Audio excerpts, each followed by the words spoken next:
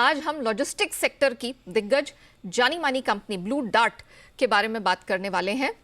इन्होंने अपने तिमाही नतीजे जारी किए हैं और इसका प्रदर्शन का एक झलक हम आपको दे देते हैं। कल कंपनी जो मार्च तिमाही के नंबर्स जारी किए हैं, प्रदर्शन अच्छा रहा है।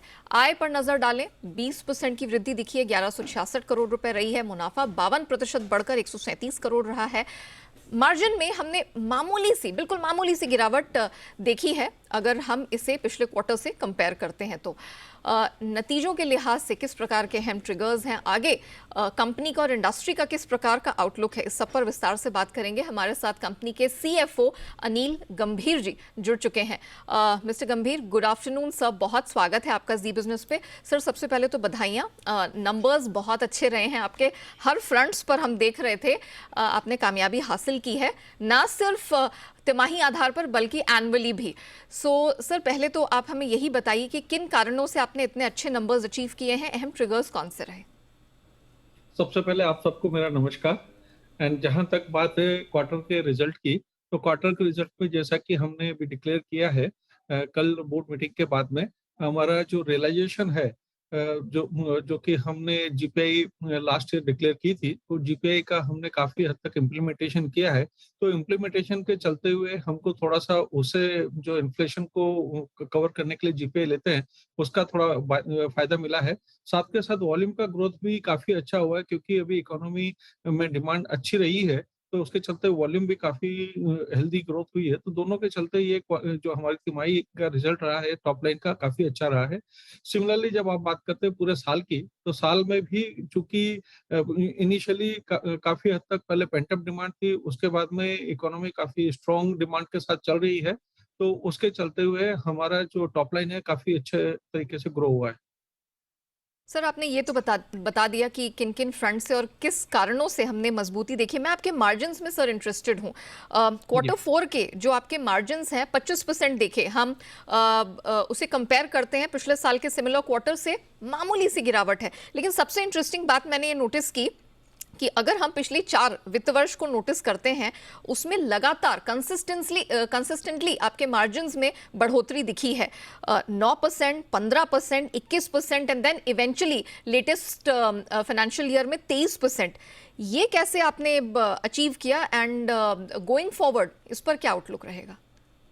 सबसे पहले मैं आपको क्लैरिफाई कर दूं, जहां तक मार्जिन के गिरने की आप जो बात कर रहे हैं, वो एक्चुअली बिकॉज हमारा जो फाइनेंशियल री इंजीनियरिंग में हमने इंटरेस्ट कॉस्ट कम करी। आप एबिटा लेवल मार्जिन की बात करें तो चूंकि इंटरेस्ट एबिटा के नीचे आता है, तो इंटरेस्ट की जो है कॉस्ट कम होने के कारण से वो एक टेक्निकल रीजन है, उसके कारण आप कंसोल में जो एबिटा में मामूली जो ड्रॉप हो उसकी बात करें।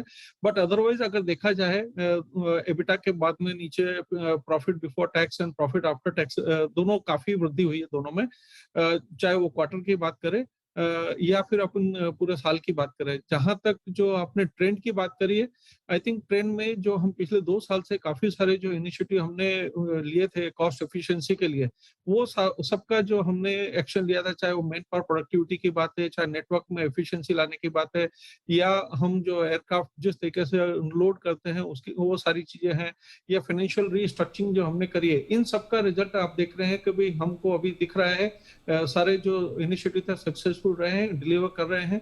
तो फाइनेंशियल री इंजीनियरिंग में जैसे कि हमने पहले भी बताया है कि जो 3 एयरक्राफ्ट हमने परचेज किए लास्ट 1.5 साल में, तो उनका बेनिफिट भी हमको यहाँ पे मिल रहा है। तो ये सारी चीजें जो है कंट्रीब्यूट कर रही है। इसके अलावा जो 2018 में हमने एक्सपेंशन प्लान बनाया था, जिसके चलते टायर 3 टायर 4 सिटीज में हमने काफी सारा एक्सपेंशन किया था, नेटवर्क का भी, और हमारे ऑफिसेज खोले थे, तो वहां से भी काफी हद तक अभी हमको बिजनेस का अच्छा ट्रेंड दिख रहा है। तो वो सारी चीजें हमको हेल्प कर रही है अपने मार्जिन ग्रो करने में।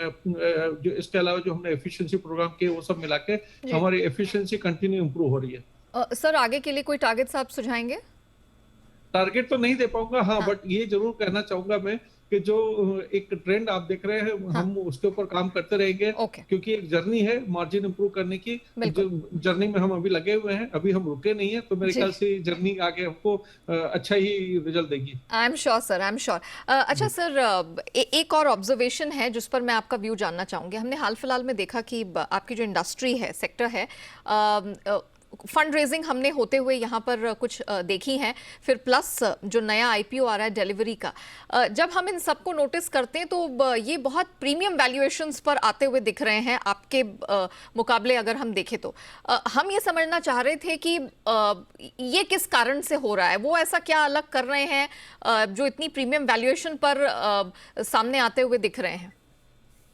आई थिंक तो यहाँ पे कहीं बिजनेस मॉडल की बात है। हाँ। जहां तक ब्लू डार्ट का बिजनेस मॉडल है, ब्लू डार्ट बिजनेस मॉडल हमेशा प्रॉफिटेबल ग्रोथ का रहा है कि हम जो भी बिजनेस करेंगे प्रॉफिट के साथ में करेंगे, ना कि वैल्यूएशन के हिसाब से करेंगे। तो जो जिस चीज का रेफरेंस आप दे रहे हो, काफी सारी नई कंपनियां आई हैं जो पी फंडिंग के बेसिस पे टॉप लाइन ग्रो कर रही है, फिर बिना ये ध्यान दिए कि उसका प्रॉफिटेबिलिटी कितना आएगा या कितना आ रहा है। तो चूंकि वो पी फंडिंग हो रही है तो उसके चलते वो कॉस्ट से कम बेच के अपना टॉप लाइन बढ़ा रहे हैं, जिससे कि उनकी जो है वो वैल्यूएशन बढ़ रही है। बट मेरे ख्याल से लॉन्ग टर्म सस्टेन करने के लिए प्रॉफिटेबिलिटी बहुत ज्यादा जरूरी है, एंड आगे चल के उनको कहीं ना कहीं उसमें सुधार करके और सस्टेनेबल बिजनेस करना ही पड़ेगा। सर, अब हम आपसे थोड़ा सा कुछ और सवाल जानना चाहेंगे। हमने नोटिस किया कि आपकी बुक्स पे तकरीबन 183 करोड़ के आसपास के कैश दिख रहे हैं। सर, हम ये जानना चाह रहे थे किस प्रकार से आप इसका इस्तेमाल करने की सोच रहे हैं। तो जहां तक कैश का सवाल है, कैश आगे चल के चूंकि हमारे वॉल्यूम काफी अच्छे रहे हैं, तो वॉल्यूम के चलते कैपेसिटी बढ़ाने की भी जरूरत पड़ेगी। और चूंकि आगे के इकोनॉमिक इंडिकेटर्स भी काफी अच्छे लग रहे हैं, तो चाहे वो एयर कैपेसिटी की बात हो या ग्राउंड कैपेसिटी की बात हो, तो करंटली हम उसके ऊपर विचार कर रहे हैं कैपेसिटी एक्सपांशन के लिए। तो उसके लिए ये जो कैश है यूज होगा आगे चल के। केपेक्स से जुड़ा मेरा अगला सवाल था, तो आने वाले कुछ सालों के लिए सर किन किन एरियाज में आप प्लान कर रहे हैं? ग्राउंड है, एयर एक्सप्रेस है, किस प्रकार के केपेक्स की प्लानिंग हो रही है सर? तो केपेक्स की प्लानिंग में 3 तरह के केपेक्स राडार पे हैं अभी। हाँ। एक तो जो है एयर कैपेसिटी बढ़ाने के लिए केपेक्स यूज होगा। दूसरा, आने वाले टाइम पे चूंकि ग्राउंड के वॉल्यूम भी काफी अच्छे हैं, तो हब्स का एक्सपांशन करने के लिए केपेक्स यूज होगा। और तीसरा जो है ऑटोमेशन एंड डिजिटलाइजेशन, जो कि आज सारी कंपनियां लगी हुई है, और चूंकि कंटिन्यूअसली उसमें इंप्रूवमेंट एंड अपग्रेड्स आते रहते हैं, तो उन तीनों चीजों पे हमारे केपेक्स का फोकस रहेगा आने वाले टाइम में।